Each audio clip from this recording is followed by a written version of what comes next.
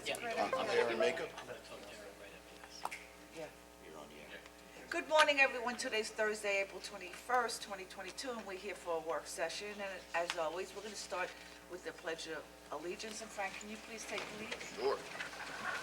I pledge allegiance to the flag of the United States of America and to the republic for which it stands, one nation, under God, indivisible, with liberty and justice for all. Okay. We have no announcements today, so we're going to get right into the first discussion item, which, after a bit of shuffling around on the agenda today, we're going to have our Highway Superintendent, Mike Selesky, and Deputy Town Attorney Anne Marie. And is Bill here? He was. Yeah, I'll call him. I yeah. think he should be part of this conversation for, in regards to the monetary concerns. The matter concerns loose leaf pickup, and good morning, Mike, I know you have to get out, you have an appointment. Take your time first. So Thank we- you for moving Yeah, me up. we called you first, and can you come forward?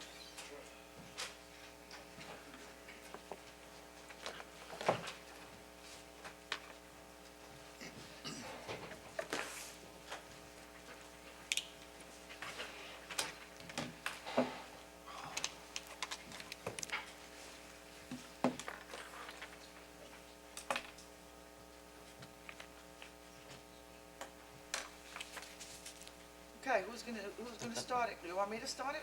I guess I'll start. Okay. So, since January,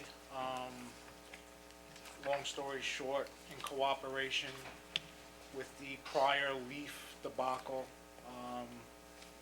it was agreed upon I will pick up the leaves in January, which I did. Upon doing so, we had a verbal agreement that before or if we do this again, I would just like to send both versions, mine, the highway department, and of course the towns, because obviously the town board would like the highway to continue picking up leaves, and I feel it's not within the highway job duties. So instead of it being a back and forth battle, I just thought it'd be fair if both sides presented their reasons and move them forward, perhaps to a neutral party, a state comptroller, and get a neutral and fair decision on whether or not the highway department should or should not be using their highway funds to pick up personal leaves from homeowners. So I'm just hoping we can send something somewhere and get a decision before September. Time is moving, and we'd just like some clarification on this and a end-all answer. I believe the town should reimburse my department for the process. I don't feel picking up leaves from people's residences is part of the duties of the Riverhead Highway Department. And how many years has Highway been picking up leaves? As far as I know, I've been there almost 30 years. We've picked up leaves every year. I don't agree upon past practice because improper practice is what is in debate here. There have been other jobs the highway department has done annually and which has gone to the wayside due to financial reasons, time constraints, town growing, that we no longer do. So I do not believe in past practice. If we were doing something wrong, I do not believe we should continue doing it. There are other avenues the town gives residents to pick up leaves through the sanitation department with a year-round yard waste facility that takes leaves free to the residents, as well as picking up brown paper bags through the Carter service on a basis in the garbage schedule. So, again, for my department to take over a month to do this, and this could be a year we may or may not do it twice in 1 year. It's just something no other towns do. There are other towns that have programs that simulate it, but not to the extent where it's an all-out, put all your leaves out in the street, and we'll come get them. It's very hard to get rid of leaves now. It's a time constraint. We battle weather. The town is growing, and it was a privilege all this time, and if our department is asked to continue this, I just really strongly feel we should be reimbursed. It would be the same as in years past, the town has also asked us to demolition buildings through the town because we have the equipment. The highway has excavators, bulldozers, roll-off trucks. They can demolish a building and do it cheaper. But again, that's not a highway function. We got reimbursed to do those projects in the past by the town's general fund. The same, I believe, applies here. If we're asking residents to put their personal leaves in the roadway, for us to come as a department, pick them up, cart them away, dispose of them, and pay the price to dispose of them, I firmly do not believe we should be using highway tax dollars for that. It's a courtesy and a privilege. So if I may, just a little difference of opinion, Mike. What we had agreed, what the town board agreed to, was a joint request for an opinion, not two separate requests or letters going up. It was, we agreed to work together, one letter to resolve it. Correct. I've prepared Resolve a it with draft. hope. Would you let the public know where this letter went? It didn't go anywhere yet because we have to. I thought they went to the controller's office. No. So Oh, if okay. I may. Go ahead. So, we agreed, I say we, I'm referring to the town board and the highway superintendent, that the letter would be approved and the contents of it approved together to go up for an opinion to either controller or Office of New York State Attorney General. So I have a draft with all the exhibits, because remember, you're asking for really a factual a legal determination based upon facts. You have to provide the facts. So this is for you to review, Mike, and I'll work with you. I'm going to provide the town board, everyone with a copy.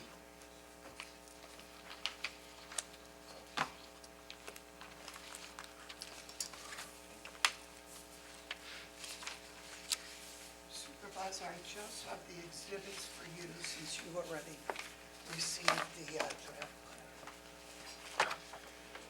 Thank you. And then I'll get you your documents. So I also want to add,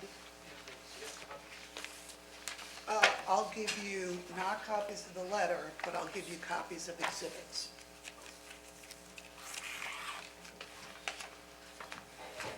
Because the letter is just in draft form.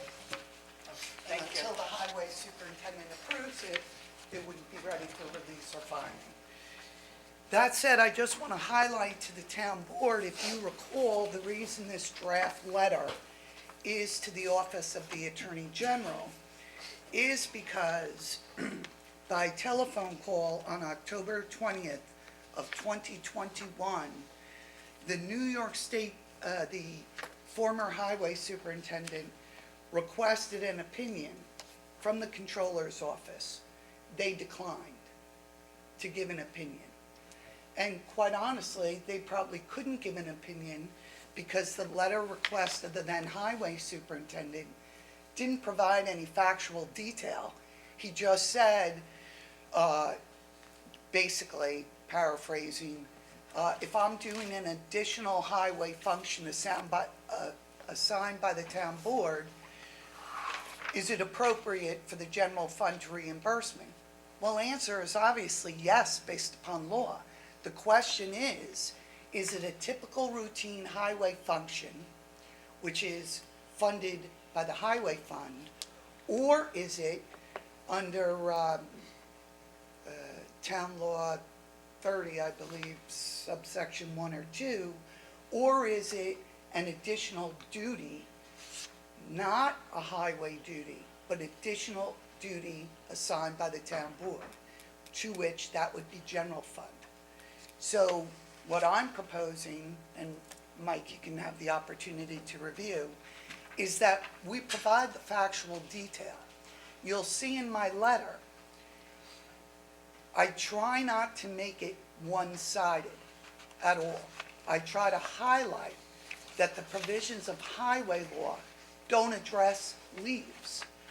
I also recite opinions regarding what's an additional duty without ever making a judgment call in that letter. So you can have an opportunity, take a look. This is the email, Mike, wherein the controller declined, hence my recommendation, we go to the Attorney General. A couple of questions. Mike, what is the cost? So sitting down with past administration and then re-entertaining this with myself, with Mr. Rothar, I believe it is between $250,000 to $300,000. Equipment, hours, and that's not including, which I believe would only increase every year, the price to dispose of these leaves. It's important. I don't see, I don't see that decreasing over time. Okay. That's question one. Question two is, you mentioned the sanitation department and the carters, right? Correct. So what I don't understand is why the carters, they're already picking up the leaves. Correct. So why doesn't that continue to happen? It does. The So then- carters will continue to pick up leaves in brown paper bags, the disposable bags, and they'll also take leaves if you leave them in barrels. In our sanitation department, at the debris yard, will receive leaves from residents year-round for free. But they won't pick up loose leaves, They will not, and which is what you're doing. yes. And that's why, I don't want to debate the issue, but I understand. if you really look at the town records, Mike, and I showed them to you, and I want to send them to the Attorney General. We've made, through the Highway Fund, purchases of VACCON trucks, dump trucks, in furtherance of leaf pickup. That money was set in the Highway Fund and utilized by the Highway Fund. Correct. Yeah. Counterpoint, if we do no longer pick up leaves in bulk, we will still have to pick up leaves in that accumulating gutters. Leaves fall, we can't steer where they land. There's still gonna be areas within the town, we have to keep drains clear, streets swept. We're still gonna be picking up leaves that require trucks to leaf vacuum. Again, we need to stop allowing residents to compile their homeowner leaves in the streets, in the town right away, for us to come pick all that up in bulk. There will always be leaf pickup happening. It just won't be a courtesy of taking your personal leaves out of your yard and getting rid of them, unless I feel we get reimbursed.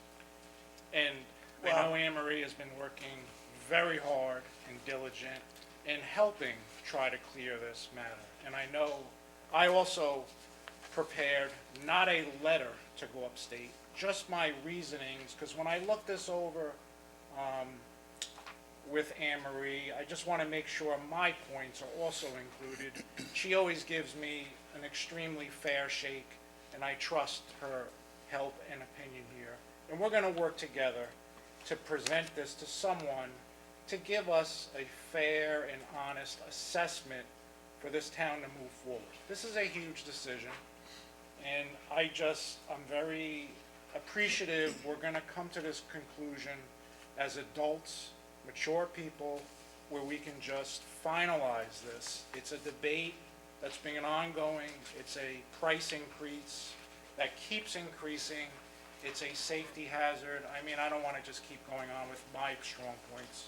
But again, we do have equipment to pick leaves up, but we will keep picking leaves up. Again, in drains, in gutters, in areas of the town where there's no homes, in the middle of Manorville.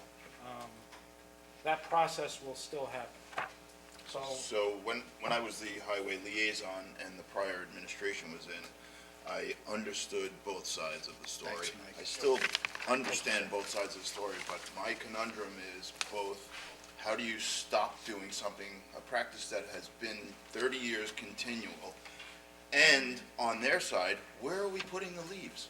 Right. These are two big issues that, in this whole debate, that have to be, Well, first of all, the town's north side, run by and under the auspices of sanitation engineering, they took the bulk. You know that. You know, Drew Dillingham stepped up and took the leads.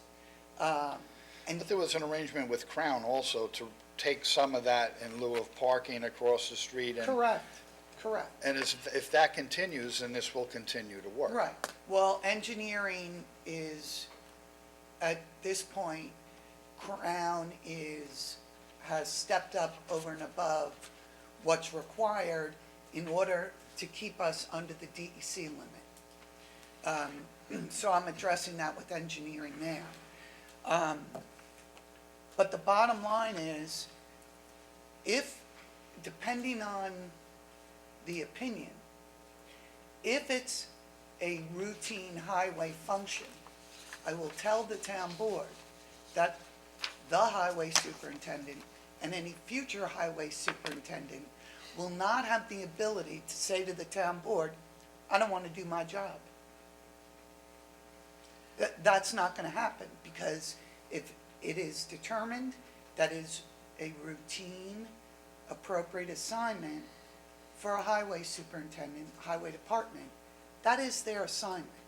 You don't get to just decide, I don't want to do a portion of my job responsibilities.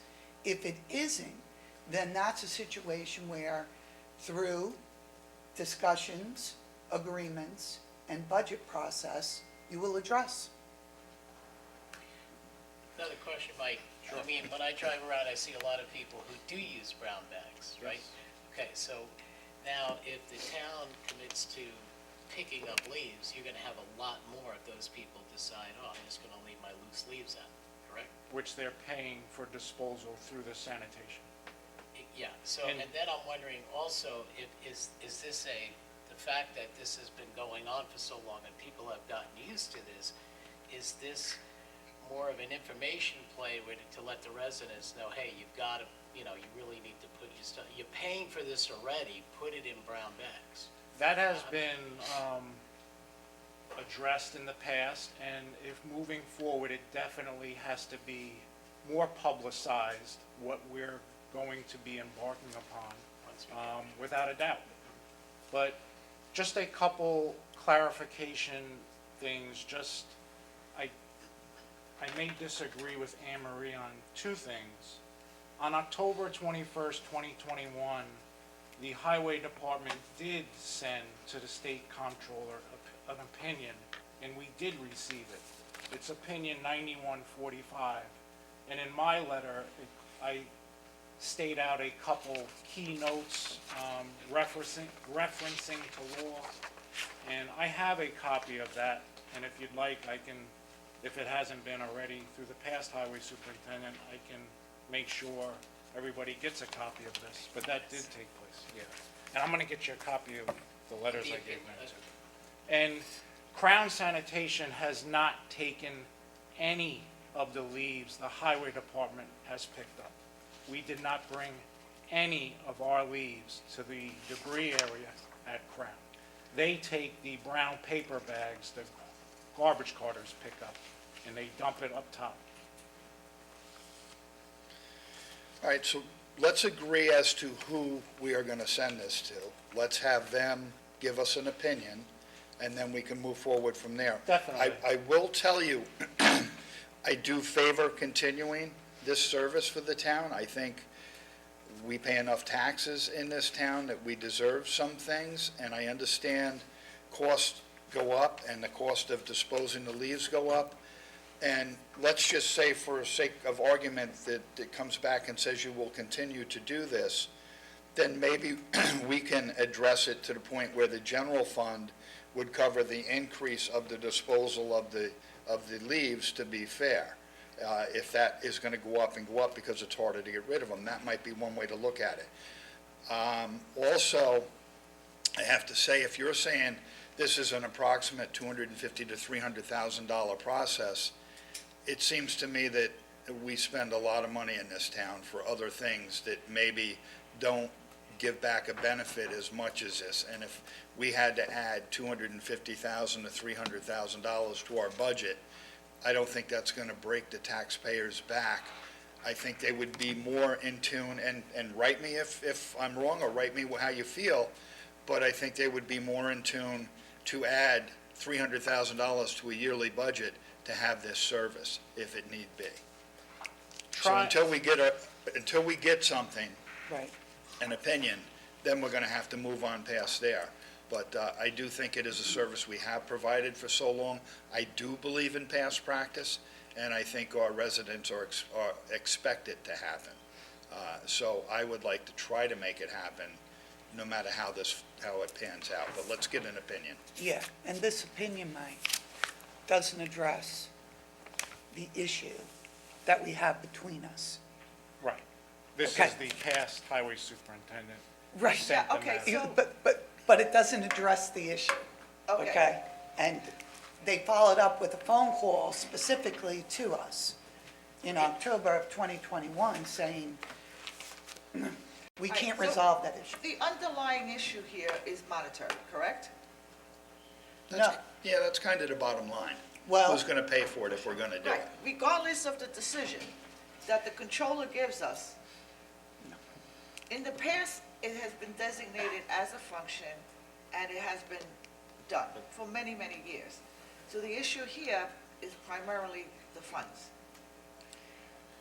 primarily, yes, but the first issue must be, is it a routine highway function such that a highway superintendent and highway department can't decline or refuse to do that which they are responsible for? That's number one. But if they get the funds, they're gonna That's- do it, right? No. The second issue, after that issue, is funding. If it's a highway duty, he's going to negotiate through the highway fund budget. If it's not a highway duty, but a additional duty assigned by the town board, that's a general fund, not a highway fund. We're not putting more money in the highway fund. It's a general fund, and we have to put monies in the general fund for those costs and related equipment in the general fund. It's a general fund expense. Now, in the Don't- past, Bill, I think the, Yes, so I just want to clarify a couple of things. There's additional costs we're talking about here. So let's say we give them the same service we have for 30 years. The difference now is there are additional costs to get rid of these leaves because it's become more costly to do that. We don't have the space for it and stuff like that. That's the additional cost we're talking about. Part of the problem is whether it's determined to be a highway or a general fund function. We can't do two things. We can't say, well, that leaf came from your yard and that leaf came from the road. So it becomes very difficult to say how much of that is what. It's in the highway budget now. If we are going to determine that we're going to pay highway to do that, I think we need to put in ensuing budgets enough money to cover the additional costs. Otherwise, what are we going to do? Take some of their employees for 4 to 6 weeks out of the year and have them work under engineering in order Yes. to do that. It becomes very convoluted since it's built into But the, we could do that. yeah, we could, but it becomes very convoluted at that point. It does. I would think we would almost want to agree to keep it, whether it's a highway function or not, in highway, but pay him the additional cost that he's now incurring. So what we need to figure out or have a decision on is whether it's a highway function or it's a town function, that's all. Correct. And once we figure that out, then we'll Then we get make to the that- logistics. Then we Right. move the money. Right. We fund Correct. and move monies. Because, Mike, you've stated you would do it if the ruling comes back that it, general fund pays for it, that you have the equipment and the manpower, and it can be done. And we have been doing it. It's something that can continue, but just being your newly elected highway superintendent, I want to do things correctly. And I don't believe this is we should be applying our highway tax dollars, my opinion, to the highway roads and the work on the roads. I believe if we're doing something that helps people individually, this is a privilege. I strongly protecting the taxpayers' money, because not everybody gets their leaves picked up. There are more than enough phone calls that come into my office saying, I'm glad you're not picking up leaves, because I don't put any out. Right. So to be fair, I believe if you want to continue this, the money should come out of the town's general fund. It Okay. would be the same, the analogy I use if we got commissioned to demo a building in the town. Understood. It's the We same. reimburse you out of the amount. general fund for that. Right. Understood. Okay. Well, that's what we need the opinion on, and Right. we can move forward after we get the Right. opinion. I think this is, Just one other thing, I know we have our disagreement on past practice. The highway department also used to have a spring cleanup in the 80s, in the very early 90s. Every year, the highway department would come and take whatever leaves, branches, garbage, junk you'd put out, and we'd come pick it up. I believe Charlie Bloss, the highway super at the time, it was becoming too costly, it was taking away from our normal duties that we should be doing on the road, and he just abolished it. Something the town highway used to do, that highway superintendent said no more, done. So past practice So you're doesn't- saying we should reinstate that? No. Yeah, that's gonna complicate. I'm saying we should learn from our mistakes. Oh, okay.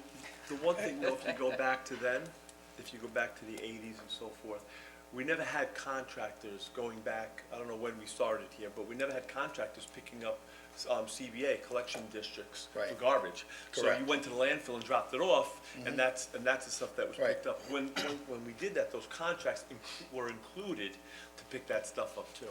Maybe that's what initiated it, I'm not really sure, but now it's that kind of debris is being picked up by Carter, it's part of their contract.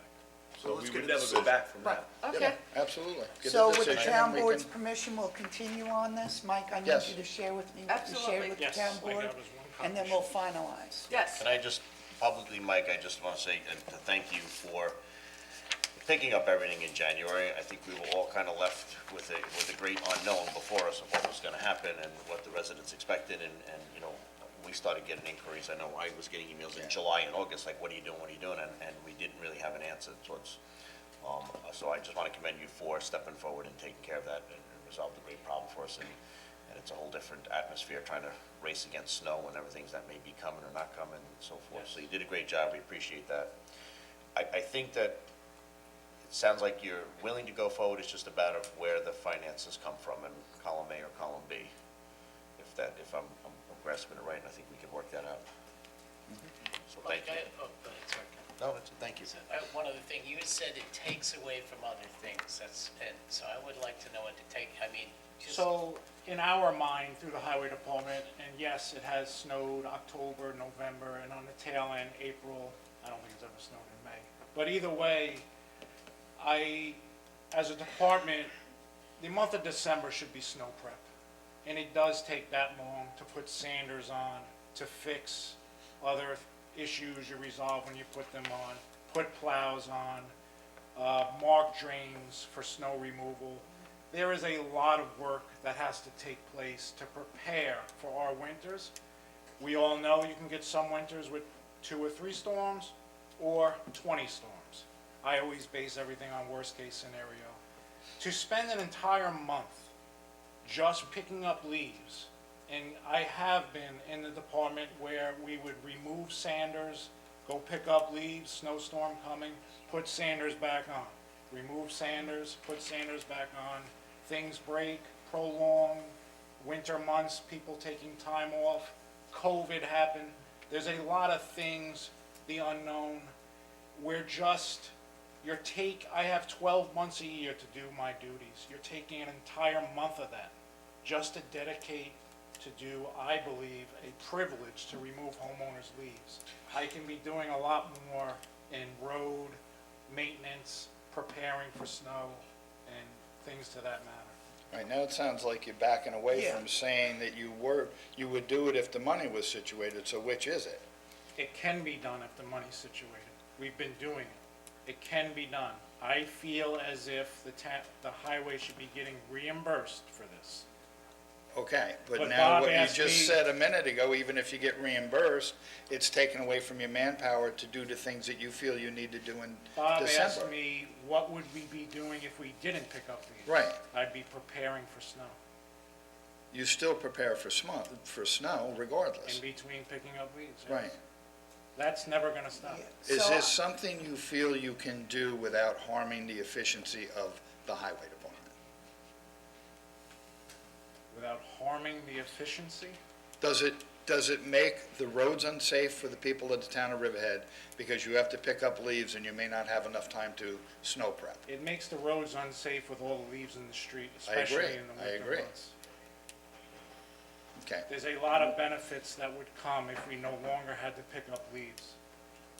Okay, so we agreed to move forward with the letter, get a determination, and address the funding, right? In short? yes. Okay, great, thank you. All right, thanks again for moving me up. All right. Thank you no very problem, much, Mike. Be safe. Keep the roads safe. Thank you. We have feedback up here? Is that, Why they can't adjust the volume once, leave it. okay, next we have Mark Kovner, concerning, and Councilman Bayrod. Yeah, I'm not gonna pretend that I know a whole lot about the Did you wanna issue, so I'm just gonna introduce the issue? I'm just going to Environmental? introduce the chair. You can pretend to help. Yeah, Mark is with the Environmental Committee, and he's with us today, and he's yes.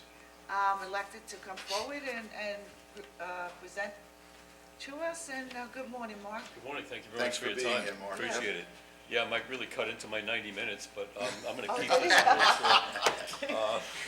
I've only got 10 slides. This one's really beautiful, but the word I want to focus on in this one is the word opportunity. Opportunities, because I'm listening to you guys talking about leaves as waste, and I'm thinking about leaves as a resource. And when you mix food waste with it, you make fertilizer, and then when you do some other ultraviolet things, it turns into Milorganite. And I think you know what Milorganite is, and it's, I think we've got some potential here. But anyway, well, when we're talking about a possible food digester up Yep. at EPCAL, would leaves be a source that could Yes. go into that? Yes, So that might be absolutely. another area Yep. for us to get rid yeah, of more leaves. feedstock, absolutely. And I know there's like 100, 150 yards that we're allowed to store across the street. They cut that in half a couple of years ago, DEC. And I know Shelter Island's got a problem with that because they've got 300 yards of it, and it's just, they have Right. nowhere to go. Right. So part of this is gonna be reaching out to the public and public education on how to use this stuff. If we've got a resource, getting people, you know, like free, I mean, this is really part of the program, actually. So I'm at the end of my presentation now. This is the last slide. I could go. So Mark, where did you get this, from the DEC? No, I made it. I made all Oh, this. you made this? Yeah, I'm pretty Oh, cool, very right? good. Well, Bill Gates made this slide. Oh, okay. I borrowed that from Bill Gates, but it was free. So, next slide. Yeah, okay, great, thanks. Do we have I'll some- take care of that. Hold on, Wait, do We have lost our somebody to do slide that? person. I think Is she's there talking. is there a slide guy? It was a slide Devin? girl. Good, you Can- moved can the we move slide the for us? slide? It's like an interdepartmental cost, I guess, right now. Overtime. Thank you, Devin. Yeah.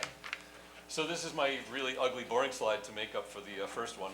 But the idea is that at the top of this, we've got 3 sets of New York State laws that we're going to be talking about over and over.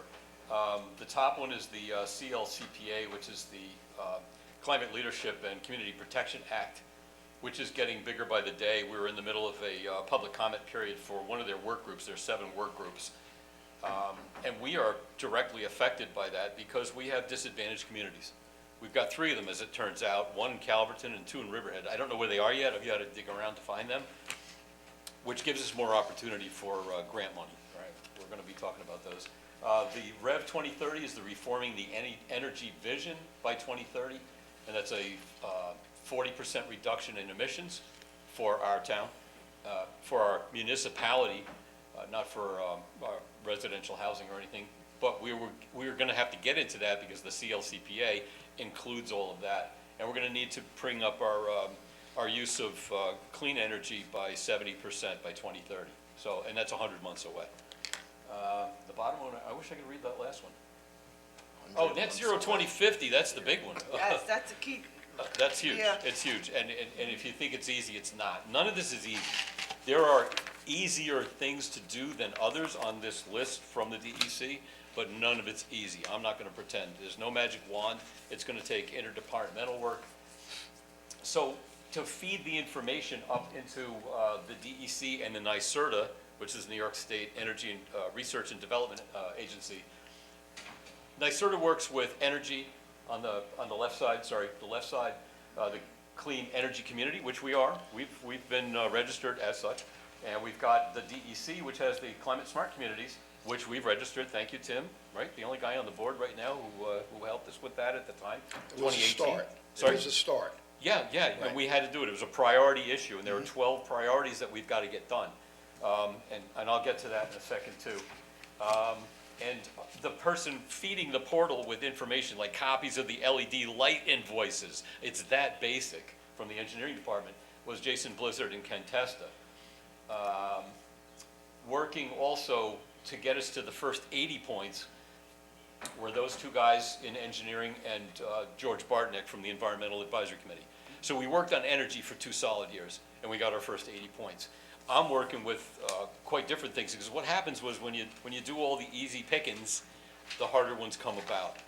And that's where they're at now. They're starting to bump their heads on the hard or expensive stuff, where we've got a whole bunch of easy, not expensive stuff. So on the left, NYSERDA gives out grants at 100%. There's no matching. All right, so you apply for the grant, you get the grant, plus you get the points.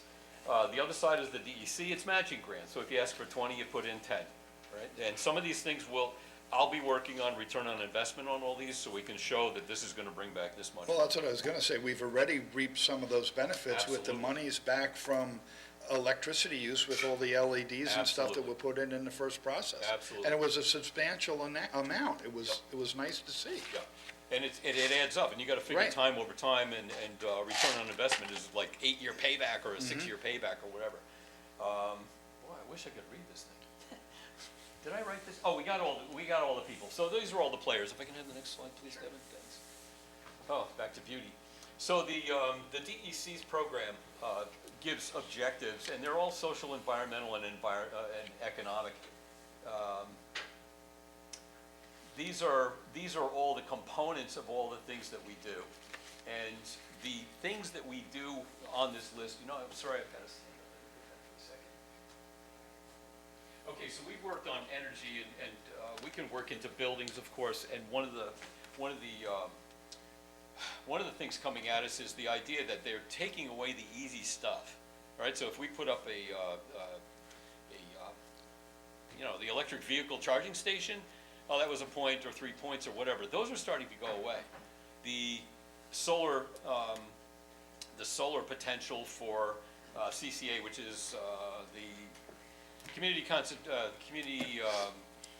sure, help me out, the aggregation, choice aggregation, thank you from the better part of the crowd. They went away. Southampton spent 3 years trying to get it done, and there's a lot of complications working with the Long Island Power Authority. They're not crazy about us making our own electricity.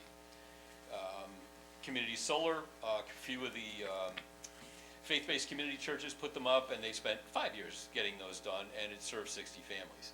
So the return on that really wasn't working, so they took them out of this program. the next slide, please, Debbie.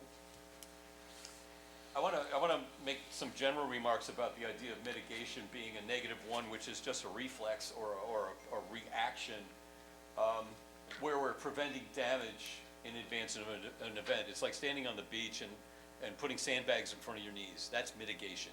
That's just slowing down the thing that's going to happen no matter what. The second part of this is resilience, where we're recovering from damage after the event, and we do a lot of that. We put houses on stilts 2, 3, 4 times, over and over and over again. That's another thought about shoreline protection. I know the Meeting House Creek is certainly in the purview of that. We've got $660,000 coming to us for the Meeting House Creek. So we want to take advantage of that because it acts like a sponge. When the water comes up, it goes away and everybody's happy. Adaptation's a little different. You're standing there with your hip waders on the beach with an umbrella. You've adapted to the condition, but you haven't changed it. You're still sort of reactive, but you're still a little bit proactive. Whereas regeneration, where you're creating a system of improvements to avoid the need for all of this. That's where the xeriscaping comes in, and the green roofs and everything else for the town square. We've talked about this with AKRF, designing all these things in so that if the water comes up and goes away, nobody cares. It happens because we planned for it, and the impact, or we don't have to mitigate, we don't have to adapt. We've designed in advance of all these things happening. Drawdown is a scientific group of about 250 people back about 2015. They came up with 100 solutions on how to make all these things bring carbon dioxide out of the air. 40 of them are good for the Peconic bioregion, Devin, and 130 of those are on this list. All right, so out of the 100, we've broken these down into, I could break the 40 things down into 400 different programs, whether it's residential, industrial, commercial, if it's governance, if it's whatever. So the path of the certification, we're not certified yet. We are registered, but we're not certified. But we're 80 points to 120 to get to that point of bronze. We're at rust right now, but it's okay. So what we're going to be doing, I'm sitting closer to the screen, what does it say? A lot of this has to do with community awareness, community development, community involvement, community engagement, and working with different sections of the town and with the population. Thank you, Devin. Like I said, the CLCPA is about, it's a ways off, but they are going through the public comment period right now, and they are firming up all the things that are going to make up that umbrella set of laws. Rev 2030 is 100 months away. So if we think that we're going to get our electricity bills down by 40% by 2030, that's what we're working on. It's exactly what we're working on. The landfills are closing in 100 weeks. We talk about leaves, we're talking about food waste, and a lot of what we're going to talk about doing is diverting all of that from the solid waste stream. We've got a solid waste management plan, thanks to Drew. We've got one for Long Island. We've got one for Suffolk County. We've got one for 16 of the LPUs, the local processing units. So I've been working with Shelter Island, Southampton for a while, East Hampton certainly. Southold doesn't even have an external green team. It doesn't even have an environmental committee yet. We're working on having that happen. Devin, please. So what happens after that is that once we've got the 80 points, we need to get the next 40, and by using the comprehensive plan, and I know you've seen in the slides, we've seen that we're talking about smart streets and walkable cities and getting, what's the big one? Autonomous neighborhoods where Yes, people can yes, work, all play, of and that. live. If, You're using shared services, which we're hoping to incorporate. I'd love Yep. to talk to you about that. walkable bikes, safe Yes. routes to schools. Bike I mean, how hard sharing. is this? Right, 2 or 3 points here, 2 or 3 points there. Auto-centric automobiles, Yes. Uber, Airbnb. Yep, And well, hopefully we're gonna incorporate some of those components into the new town we- square. oh, good, or even better, and xeriscaping is on this list, and, Mm-hmm. you know, heating and cooling centers. I don't know if we have any, maybe the senior center is Yes, we do. certainly, yes? Yes, we Okay, so activated them if this we've already winter. done that, we can also retroactively count for points on some of those things.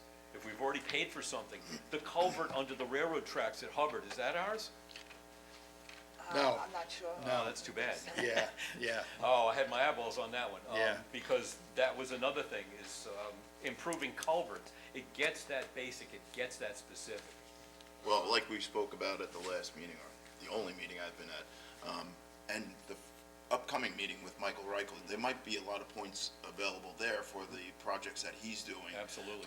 You know, with the biosolids, so that's really gonna be a help, and he's gonna present to you guys upcoming, I set it up with him, but I think Yep. that's, you know, Definitely. exactly what this is all about. Yeah, and keeping track of it and putting it back on the list and checking it off.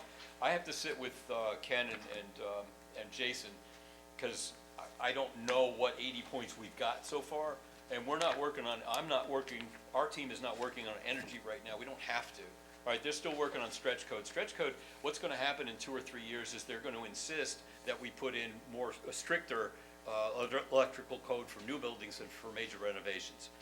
If you take it now, if you put it into your code right now, I saw East Hampton's the other day, it's 5 pages. It's not 60 pages, it's not a lot of research. We also have, NYSERDA's got a paid guy, Andrew Mannett, over at Malloy, over the Sustainability Institute. He's available all the time for us, he gets paid to help. And I know he's contacted us to help us get sorry, I'm losing the track here, stretch code into our books, because it's worth 10,000 points just if we do it. Like, we got points for registering as a climate smart community, we get 10,000 points, which expire at the end of June, right? So it's running out, but just to put it on the books, what they're expecting from the stretch code is 10% or 11 or 12% over our current requirements. That's all the more it is. So, again, return on investment, being able to say that my building is a stretch code building. I mean, the add-on, the added value of that kind of thing for even the developers and the designers. We need designers and architects to be involved in these as well. We talked about transit improvements, traffic calming, and safe roads to school are all part of the Complete Streets program. And I saw that, CDA is working on a project. yeah, from the comp plan, yes, but from the comp plan, I've forgotten her name, from AKRF. But what is it? Lorianne DeFalco, thank you. Somebody else? Oh, my God, help. Lorianne DeFalco had put that in as well. Complete Streets is one of the 6 pointers on this. So by the time I got through, my heart was beating pretty good a couple of weeks ago, and I said, oh my God, there's like another 80 points in here. I didn't say it was easy, all right? And I'll help, our team will help whack this thing into manageable bites. How do you eat an elephant? 1 bite at a time, all right? But to knock these down, I started working with Ashley over in Parks and Rec. They don't have any blue barrels. We've got blue barrels at the beach. No, we don't. We've got the same as the other 2 with a blue stencil on it. All right, so public education, like don't throw your stupid bottle, don't put the baby diapers in this one, put your bottle in this one, right? But that's public education. Another 6 points. So it's a matter of really coordinating this and having these little things happen first. They're not hard. You just gotta do them. They're not expensive. A lot of this is just not expensive. We've got Channel 22 to rely on for public service announcements. Again, public outreach, another 12 points. So, like I said, opportunity. Devin? Devin, got it. Okay. Construction and demolition is coming at us. 25% of the solid waste stream for Suffolk County is C&D, and we're going to have to rail it or truck it off the island with the landfills closing. Whole nother discussion. Mark? Yes. You may want to contact Stony Brook. They embarked on a study. They had Yep. received funds. Are you familiar? Yeah, SOMAS with the has got study? that, yeah. So they're actually assessing all the Yep. East End towns. Yep. And I was informed recently that that study should be ready within another 3 months. Okay. They know that it's time sensitive. Yep. Yep. And it was, Riverhead is one of the towns they're Good. looking at, Southhold, Brookhaven. Yep. And the eastern part of Long Island, from here Yep. east. Yep. And they're very aware, and they're assessing and looking at Yep. every town's Yep. ability to either handle or not handle. Right. And so we're waiting for that report. And Good. I think that would also help your efforts. Absolutely, absolutely. We talked about education. One of the biggest things from Drawdown says that it refers to refrigerant management. Because refrigerants, the stuff that come out of these old machines, and you know what? All right, this is public, right? So we're given $50 for a rebate from PSEG to take my old refrigerator, but it has to be working. I'm kind of wondering why I would get rid of a working refrigerator. I think we can do better than that. And if we start recovering this stuff, all of this recovery, proper recovery at the landfill, I don't even know where they go. If we start recovering that properly, that goes into the Climate Smart as well, this program, this list. And we also roll those up into the greenhouse gas emissions inventory that is going up to the state. So they're watching for what we're getting done.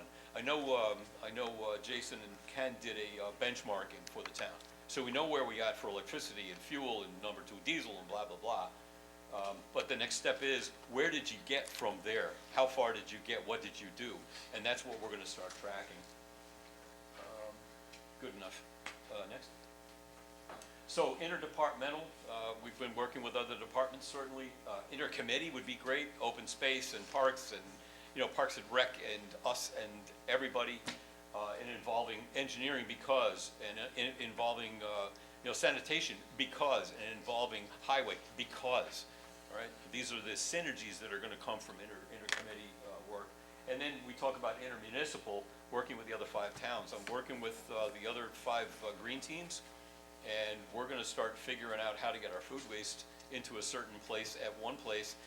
We're doing it for the wastewater treatment plant already. That model, that paradigm, that business model is superb. I'm in love with that model. And I would suggest that we could do the same thing with an anaerobic digester of our own. All right, whether somebody builds it and maintains it, private, public partnership, whatever. But with the solar panels that we put out on our farmland, we don't get any credit for that here. When we start building our own stuff, we get the credit for it. It's a municipal project. So, We getting credit for the sewage to Morogonite? that would not, the biosolids are not on this plan, but they may be coming, and water treatment and water conservation is probably coming this way. I'm starting to hear rumblings about water because it needs to be part of the cyclical plan. So, What about the solar on industrial? I heard you say on farmland, but we have a lot on If industrial. Walmart puts it on the roof, we don't get any credit for that. Okay. We don't get any. Well, we have a rebate. project coming up later in today's thing where somebody's gonna propose putting solar panels on On the landfill, the Right. landfill. Okay, so because it's our landfill, right? yeah. Yes, so we're gonna work on how to make that fit. Yes, absolutely. And just so you, Mark, so you know, a digester went through zoning, Mhm. so that should be hopefully approved soon, Mhm. which will take place in EPCO. I think it went through favorably, like they voted for it, yeah? So what's gonna happen is that we're gonna see some benefits from that in one form or another. But I also know from doing the numbers that there's 3 million people on Long Island at a half a pound per person per day. All right, so that's 750 tons. If the digester's only pulling in 200, there's no competition if we build one for another 200. We need 5 of them on Long Island. Well, there's another one planned for Yaphank as well. Yeah, they broke ground yesterday, right, and they're claiming 600 tons a day, right? It's a lot, Yeah. lot, right? We have wastewater issues to talk about because the stuff that comes out the back end of an AD has to go to Michael Reichel. It's gotta go through the sewer system. So how much is there, what's in it, and, so there's a lot of discussion to go along with that. Okay, Devin, give me something good. That's it. Give me, he knew what was coming, give me something good. Oh, it's Frank's slide decks. So Mark, anyway, thank questions, you. thank you. I'd like to speak to you further on regarding smart cities and development. Sure, yeah, Because I absolutely. think it'll work perfect. There was a congressional act by Congress, there was a bill that was put forward last year on concerning smart cities and the need for them and the funding. Okay, You might want to I know I gave the CDA a copy of it. okay, It's very, very informative, and I think it's it's your speed. So you might contact me, give your number to Devin, and we'll get you a copy of it. okay, all right. Okay, thank you very so much. Thanks, everybody. Mark, thank you for your work also Thank with you. the Thank you very much. comprehensive plan, Mark. We really appreciate you coming on board. Yo, it's pretty exciting. And It using all your integrates expertise so there. nicely, It really does. Can you put like a meter in the front hallway, that, like, as we go, approach the 130 points? I just wanna. Rising thermometer. You know what, that's not funny. Yeah, No, that's a good that's a idea. good- I like love that. I love Oh, it. I like that, making it really public. Yeah, I don't know, we need a goal meter out there. Good idea. Yeah, like the thermometer for the, Yeah. you know, for the, what Yeah. do you call Yeah, it? the the bus fire drives. department, yeah. Yeah, great. Yeah, Thanks, Mark. Will do, thank you. Did everybody get one? No? Oh, is this my job? Of the presentation? Yeah, no, this slicks the one Yeah, we page. got, yeah, we got it. Yeah, the one page, Yeah. okay, thank Can I you. get? Yep. All right, Mark, can I get one of those? Oh, Frank, Unless like, it's in- take one, pass them down, you didn't I do don't it? think I got it either. Oh, I might. Look at you. Whoever gave me my Oh, material. I see. Okay. Oh, see, I got one. he's the liaison, so he gets. I see. I don't think I did. I see how this works. All right, great. Great work, thank you, everyone. That should be enough. Tbueno. Thank you again for Alrighty. your hard work. I'm gonna take yours. It's appreciated. I appreciate it, thank you. Nope. No bueno. Okay, and for our next discussion, we have members of the Anti-Bias Task Force here to introduce a new project that they have been working around. It's centered around kindness, and Councilman Rothwell, I know you've been working on this, and you want to take the lead on this, please? Sure, so, it's been a pleasure to be able to begin this year, work with the Anti-Bias Task Force. I think one of the goals that we kind of talked about in our initial gathering was that the Anti-Bias Task Force is put in place to address, you know, any type of bias issues within the town, but we also want to promote things through positive actions and so forth. And so this is a particular program that not, you know, does take place here in town and in some of our county parks, Indian Island Park, for example. But it's a national program and maybe even international, where it's traveling around the world. And it's just about promoting kindness, goodwill, gestures, being grateful. And so it's allowing the task force itself to work in a positive manner. And so great to be joined by two colleagues on the task force, and I'll let you talk a little bit about it, and if you would like to take the lead. Okay. I just, since February of 2021. Cindy, can you just identify Oh. yourself for the public, so? Yeah. Okay. I'm Cindy Clifford, this is Michelle Lynch, we're the co-chairs of the Anti-Bias Task Force. And we took over in February of 2021, and our goal has been to create bridges within our community, to dispel misunderstandings, to celebrate this really diverse town that we have and make that a positive.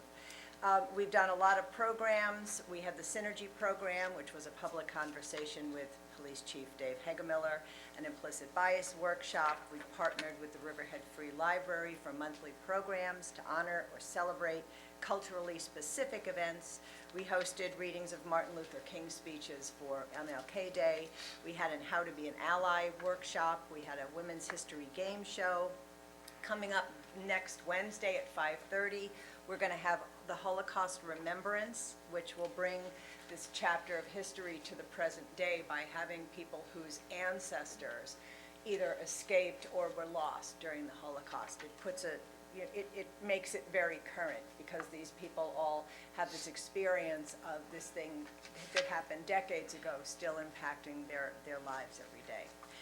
We began a partnership with the Riverhead Bid, distributing rainbow ribbons for National Coming Out Day, and we're looking at future events with them.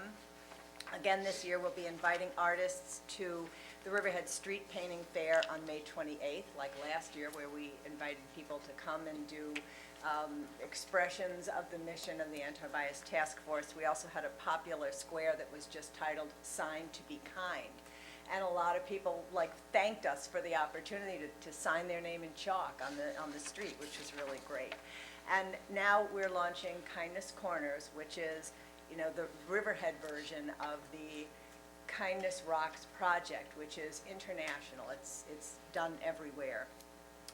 We believe it's a program that can actually involve every person, every age, whoever they are that live in Riverhead.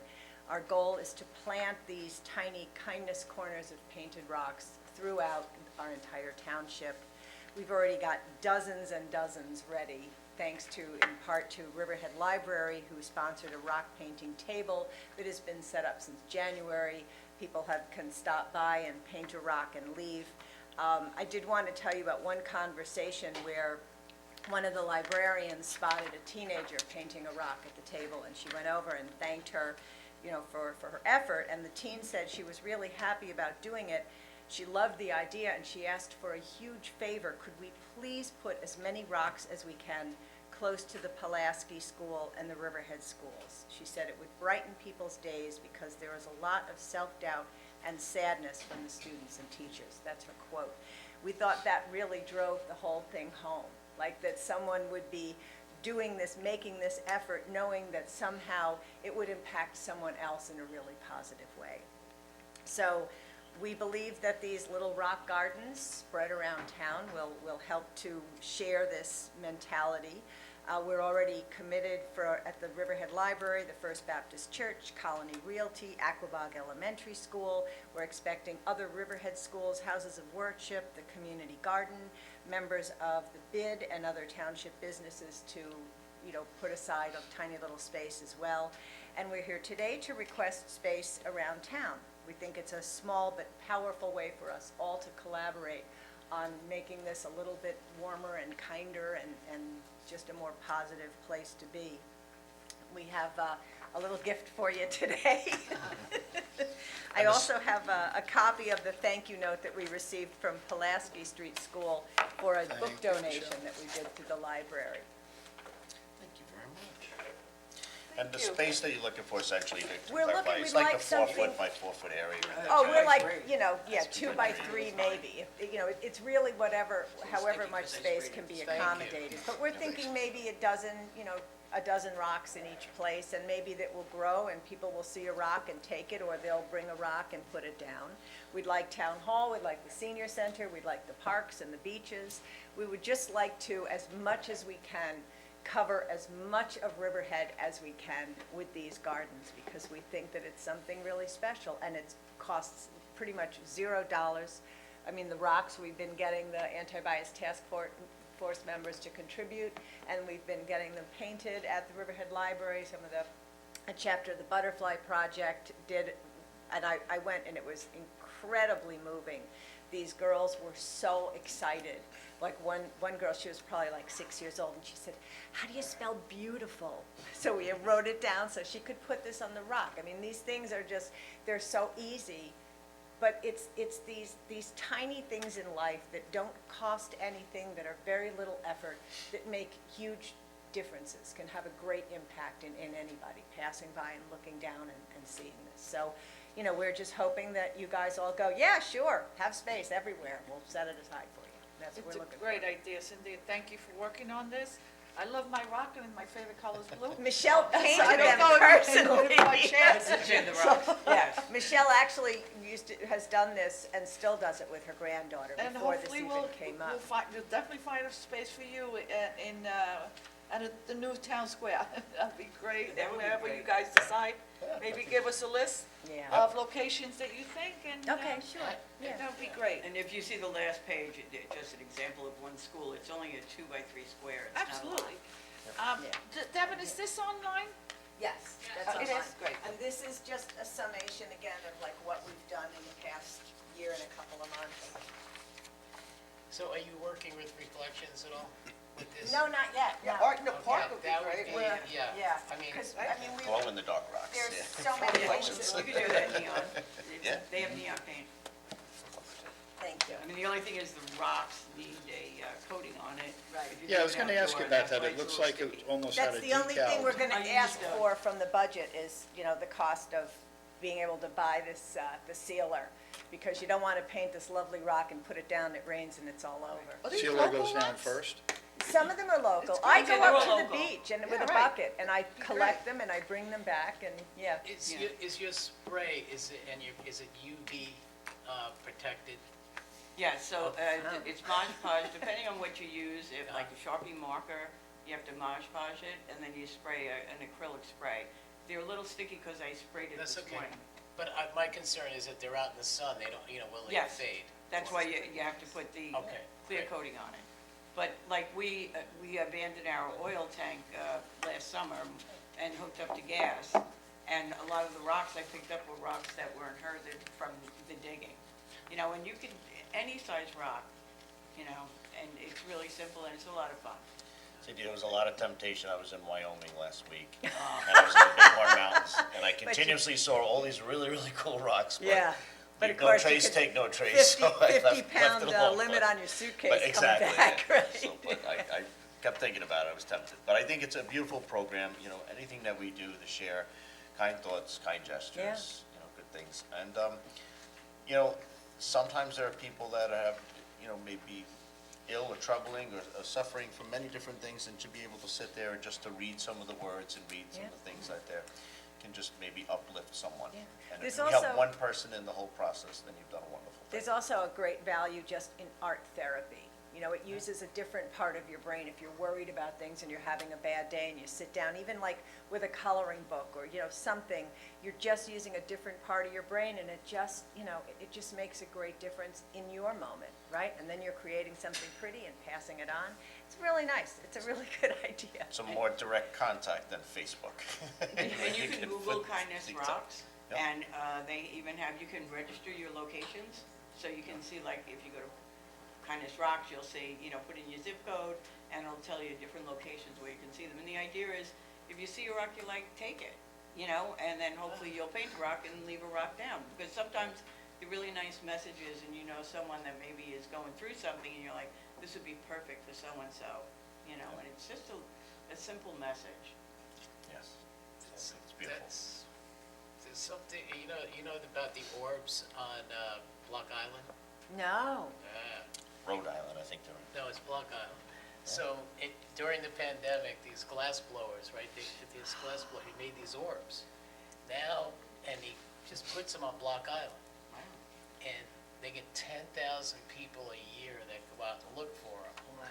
And so I'm just thinking with the rocks that you could make this a fun adventure in one Oh, of the parks, right? absolutely. Yeah. Okay.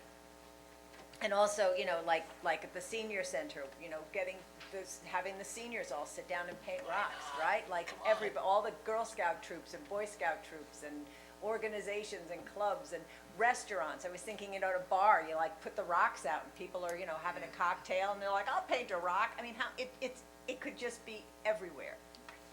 And you could use Sharpie markers, so it doesn't have to be messy paint. Just hope we don't run out of rocks with you. I don't think we're gonna run out of rocks. Even just over at Michelle's where they took out the oil burner. And we'll put down the rocks before any heavy debate. But it's a wonderful program, and I thank you for Okay, sharing. Thank you. So- Thank you, very Cindy, much. thank you.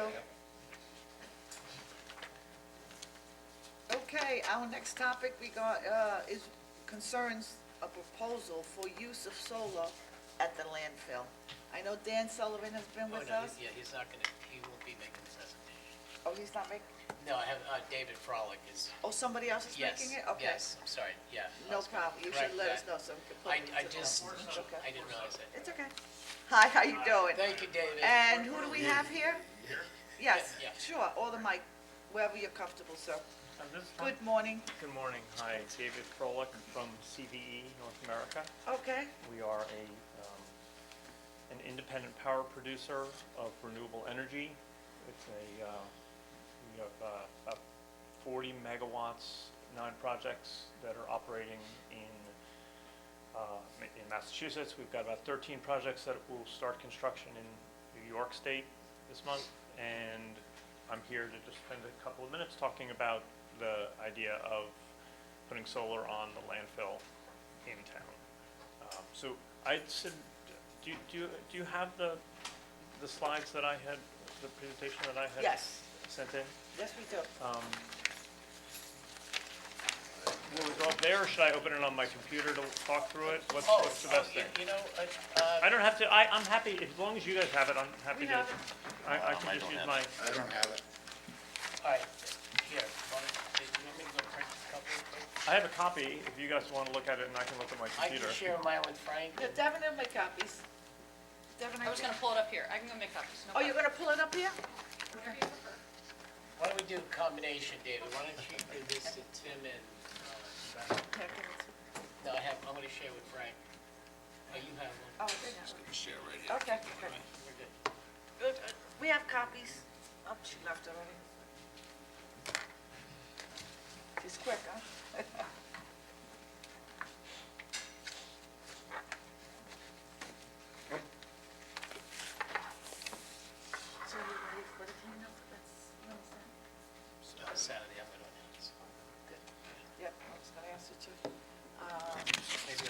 we're waiting.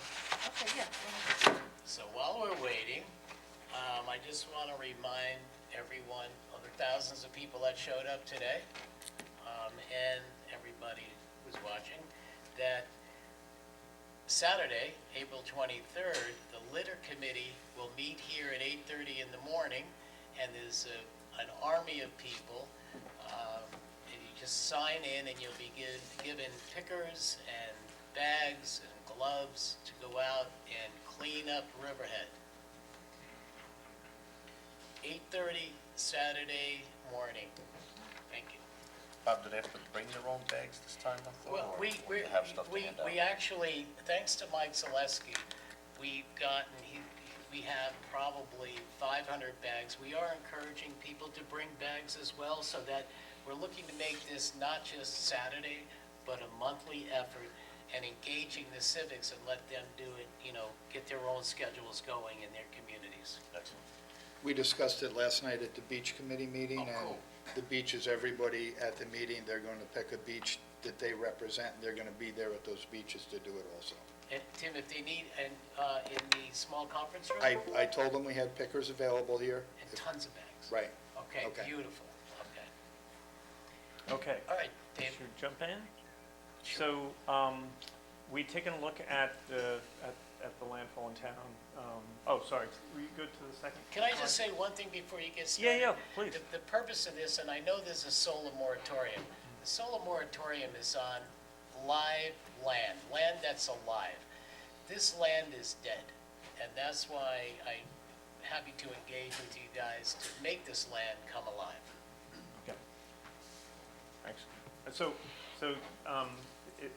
a little hard to see, but, based on just our initial review of the property, we believe that we could fit about a 3 megawatt project on the landfill. As you're probably familiar, there's a lot of topography on that landfill. It's not, the entire thing is not suitable, but we think there's a good amount of flat enough areas that we could build a nice size project and generate about 4 million kilowatt hours a year of electricity. With further study, we think we might be able to get more, but again, based on the initial information we had, this is what we ended up with. So just a few big reasons why we think it makes sense to put solar here. You're bringing a dead asset to life. I feel like I'm copying your words there, Bob. But to generate lease revenue on an undevelopable piece of property in town, to generate property tax revenue on an undevelopable piece of property in town, to reduce town operating expenses for electricity, and to play a role in New York's ambitious goal to have 10 gigawatts of distributed solar by 2030. So what does that look like? We believe that over the 25-35 year period, we could generate almost $6 million in revenue or savings for the town. And that would be composed of 4 main buckets, or really 3 main buckets with a small development period revenue thrown in there. But basically, the proposal is that we would lease the land from the town based on, I'm sorry, I'm on page 3. Yeah, you're reading off, they I'm need to so catch sorry. up with you, David. No, in my mind, I was thinking that I was driving that. Next page, please. That's gonna work someday with AI. Well, I just have to think it, and it will be there. So the main buckets are first is a lease, and based on our calculations, we think we could pay about $23,000 per megawatt per year, which so if we can do a 3 megawatt project, it would be about $73,000 a year in revenue. If we could do larger, it would be proportionally increased. During the development period, because it can take 2 to 3 years to actually develop these things, we would pay just a fee to the town to maintain the exclusivity. Obviously, it costs a lot of money to develop these projects, and so there's a significant investment in terms of design, engineering, testing, and going through the permitting process. So then for tax revenue, we would propose a pilot payment in lieu of taxes. I mean, I realize there's no property tax being paid because it's town land, but because we would be owning a private piece of property on top of that, we would discuss with the town the negotiation of a set payment in lieu of property taxes. So consistent with what we've seen in other places in the state, we're proposing $7,500 per megawatt per year, per megawatt AC per year. That would be about $18,000. And then there's the energy savings. So assuming that 100% of the electricity savings was applied to town accounts, that would end up being about $72,000 a year. The reason there's different numbers of years on the chart is so there's the value stack energy solution in New York State that is available to developers of this type of project is a 25-year contract. So the minimum is we know that we could do it for 25 years.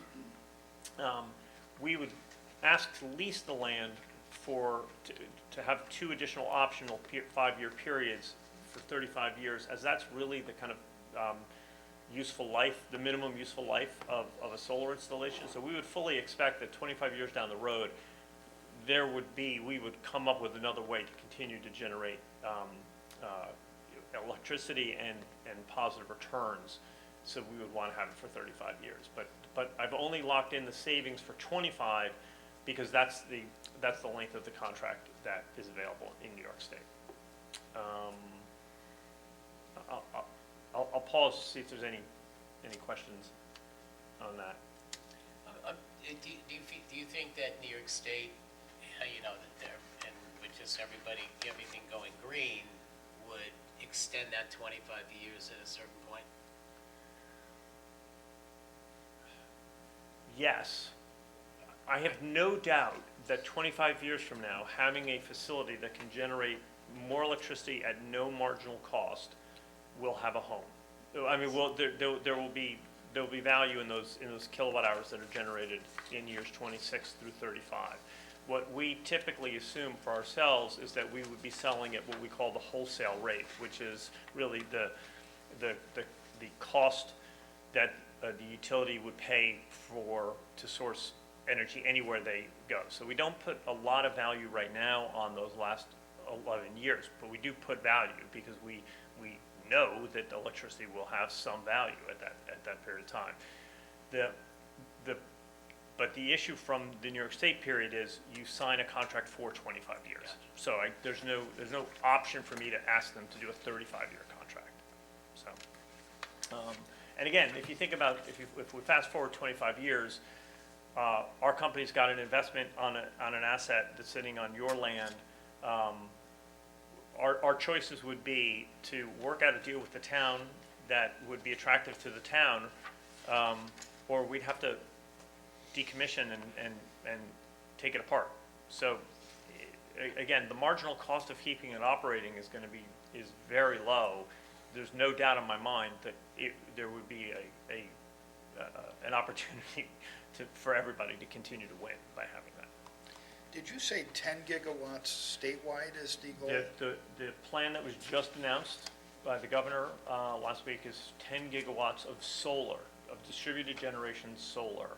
And I'm going to explain what distributed generation is just in case some folks don't know. That's the idea of basically building the power plants in the area where power is used. So as opposed to a utility scale plant, which you might put out in the desert, that you have to build transmission lines, that's not distributed generation. Distributed generation is putting a plant in town that's going to feed a local substation, and it's going to, that electricity will spread in the region. Where are we at now? Any So idea? so we just hit 1 gigawatt of community solar, in the community solar program. So it's a little more, it's a little more than that statewide, but this was a big announcement. They have extended incentives to help us get there, but this was a big announcement this week. So you just said substation. Where is the substation that this would access? I have that. I don't have it with me. We had I had the answer, I just don't have it with me. I apologize. I'm happy to Curious. send a note. Mr. Froelich, you were talking, there was some type of government direction recently? Yes, so Governor Hochul made an announcement in the last week, Okay. I believe. I'm happy to forward it to you all. Would you mind? No, I'm happy to do that. And it's identifying a whole bunch of different things, but included in that plan is the goal of having 10 gigawatts of solar, of distributed generation solar by How much 2030. land does that cover? How much land? Land, yeah. A lot. Yeah, like thousands, we're talking thousands of acres. Yeah, right? so our rough rule of thumb is that it takes, about 5 acres of land to build a megawatt, right, of solar. Right. So now you're talking about a gigawatt, so it's a lot of land. And I have one other question. You gave us a PowerPoint and it says confidential on it.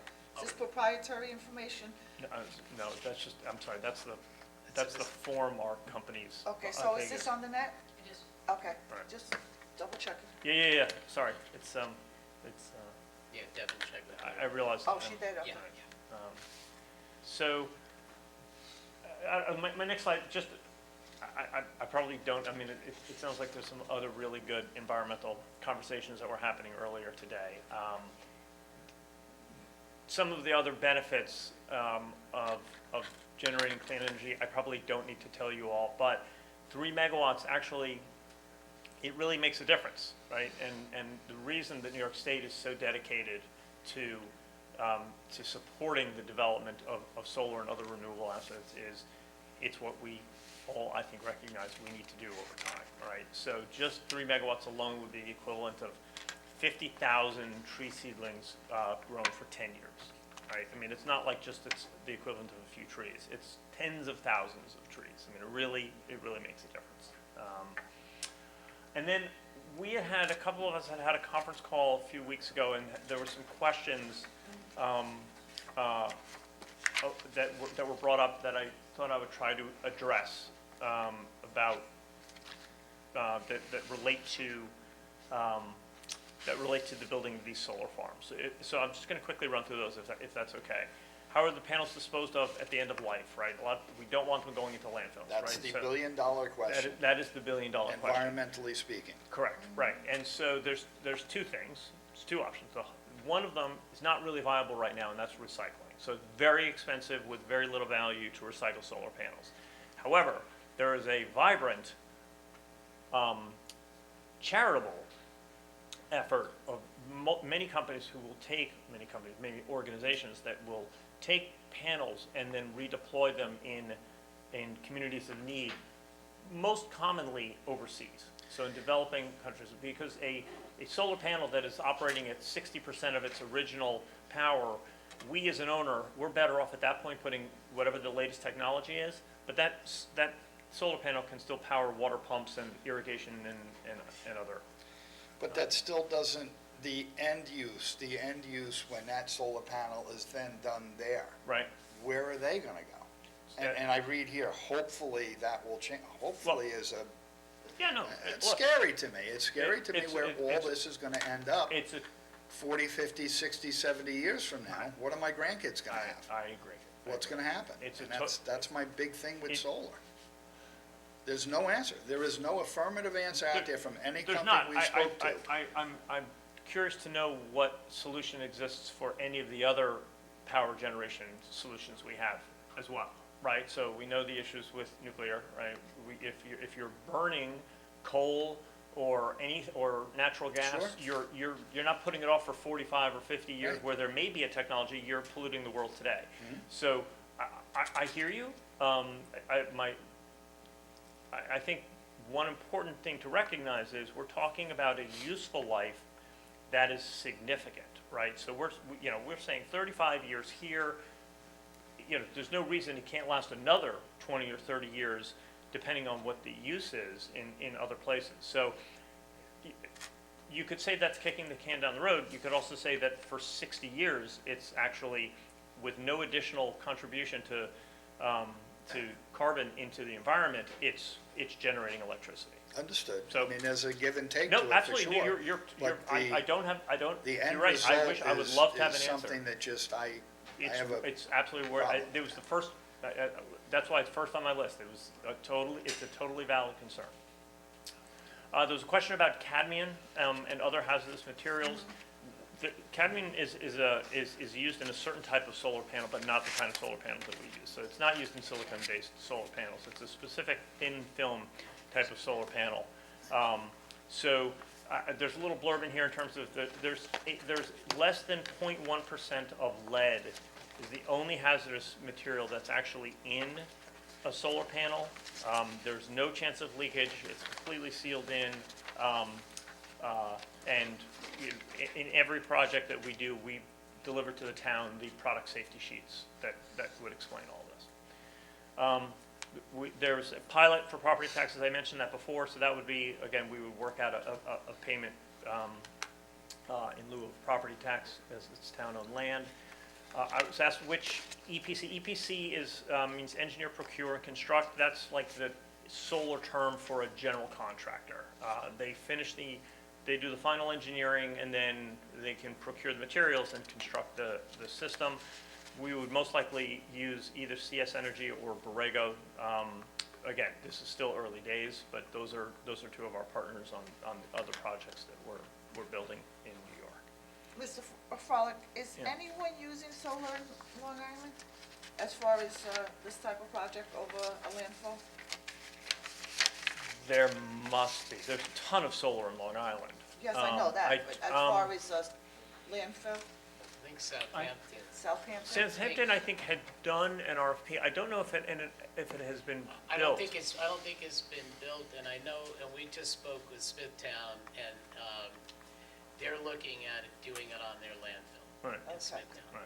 I mean, Part of the problem, and you mentioned it, is the slopes and stuff like that. Right. Where we have some that are high, there's also a lot of level ground. Which Correct. is the only reason why I was even entertained this with you guys. right, yeah.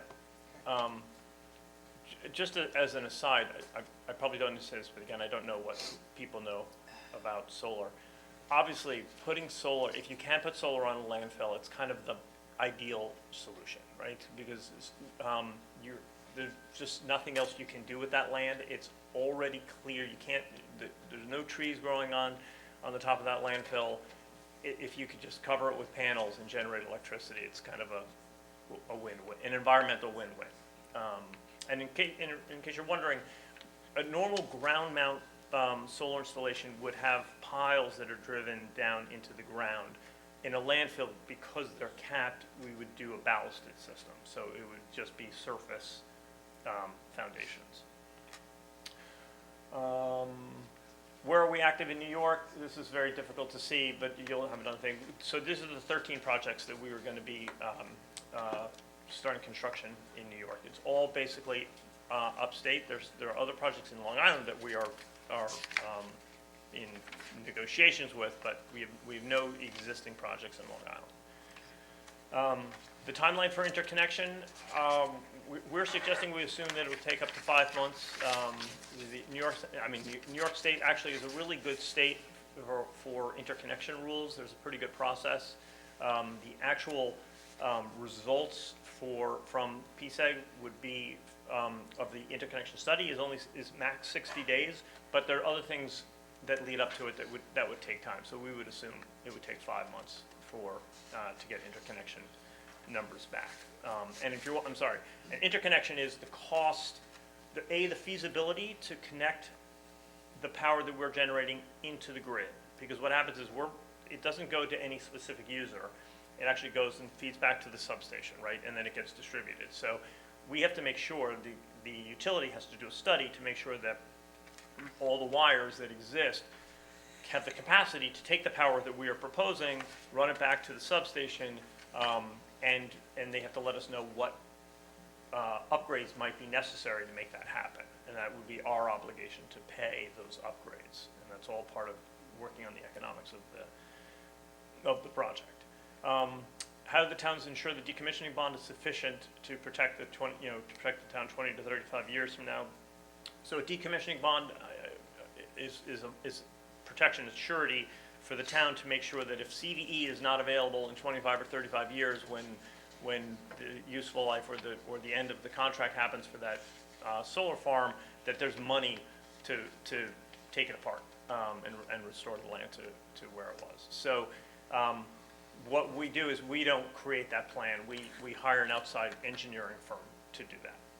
So that, and we have not had any town that has not been satisfied with, I mean, they may have comments on the plan, but that approach has been accepted throughout the state. And then the last question, someone had asked, what happens if the DEC decides the site needs to be remediated during that first 25 years? And so my answer, three-part answer. Number one, the landfills are closed by the state, and so our understanding is that extremely rare to require additional work. And that if there are issues with the groundwater, it's typically at the periphery. So again, very unlikely that would require the removal of the solar. And if there ends up being an issue, it's really likely to be the responsibility of the company that sealed the landfill originally, for which the town presumably has an insurance policy. And so I think it's actually would end up not being an issue that the town or we would have to be dealing with. It would really be more the company that had done the original work. In order to construct on the site, you'll need DEC approvals anyway, I'm assuming. I'm assuming we do too. Yeah. Right, yeah. So, but I'm just saying that the question was, what happens if 15 years from now, they come back and say, you know, there's an issue and now you have to remove all these panels. And what you're saying is the issue is with the people that Correct. initially capped the Correct, landfill. correct. Yeah. And then I just have some information on our company. I'm not sure I need to run into it. We are, our headquarters is actually in France. We have offices in France, in Chile, in South Africa. We're about to open one in Spain. And then we're based, our U.S. operations is based out of New York City. How many projects do you have upstate? 13 projects that are working will on? start construction this year. Several years ago, a company approached us about doing the same thing on the landfill. They backed out because the expense of getting the energy to the substation was too far away. Gotcha. How has that changed in your mind, or how are you going to address that wouldn't be an issue for your company? Well, so we have to check on exactly the same thing, right? So the you know, as I'm sure you guys can appreciate, our goal is to identify what we think we can do, gauge interest from the town. If the town is interested and wants to engage us to actually go ahead and do it, we'll dive in. So there are a whole bunch of questions. There are some of which will give a red flag right away, and some are a little might take a little longer to figure out. But the interconnection question, when we had looked originally, it seemed feasible here. There's capacity on the substation. So to get an actual number from the utility, I have to engage with that. The way the rules work in New York is you're supposed to have some element of control. That can be, even just an LOI, but some type of element of control of the land in order to submit for an interconnection application. Okay. And I think that's it. Then I have a slide just on showing the different states that we are developing projects in, and my contact information is on the back. But we think this is a really exciting opportunity. You have a landfill that's got pockets of space that we think we could build a nice solar plant on and end up with a solution that would be worthwhile for the town. Thank you, David. Thank you so much. Are there any other questions? Anyone Should I leave my else? card, or, well, my contact information is on the Yeah, back. it's on. So if anybody has any questions, I'd be happy to answer them. Thank you. very much. Okay, thank you. Take care. Have a good day. You too. Thank you, sir. Okay. Thank you. And for our last discussion, we have Chief Peckamiller to review the statistics from March of 2022. 22, and Chief, is it still morning almost? Good morning, Chief, how are you?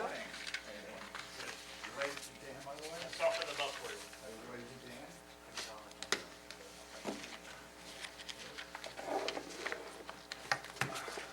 Good morning. How are you? Everybody hungry? Yes, I know, it's your lunchtime. Close. We got rocks to eat up here. I have no rocks and I have no solar panels, so Good. just crime. Then I won't throw my rock at you. Everyone's got the March report. Be careful, we're on tape. Good evidence. That's right. Emailed it out for everybody. Yes, we did receive it, Chief, thank you. Spring has sprung and so has the numbers, so Okay, every category's up besides revenue, which is probably just how the billing cycle works.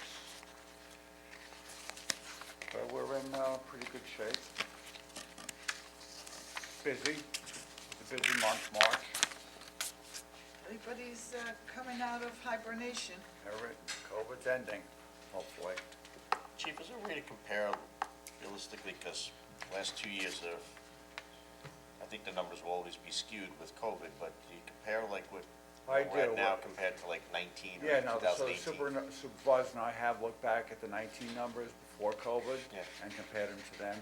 So it's definitely rebounded to 19, to 2019, and then some, this month especially. So the first 2 months were basically the same as 2019, Okay. but I think that's the only really way to gauge it. this right? month's over, yeah. That's why we noted on the front of the report that there was a state of emergency until June 15th of 2021, so. We were still under COVID, it was still, I would say, a little bit under COVID, but as I say, that's ending.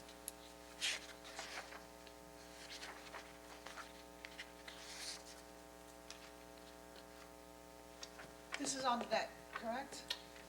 Yes, I It was. emailed it out to all the media outlets too, so they'll have it. Explain to the public the difference between the revenue collected.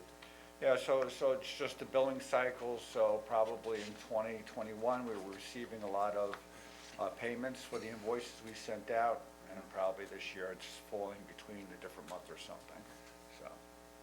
A lot of that's with the alarm billing. Alarm billing, definitely alarm billing, so most of that's alarm billing. And the rise is across the entire county. I haven't checked the county numbers, but I assume that they are. I think it's a national Yes. Right. trend. Yep. Definitely a national trend.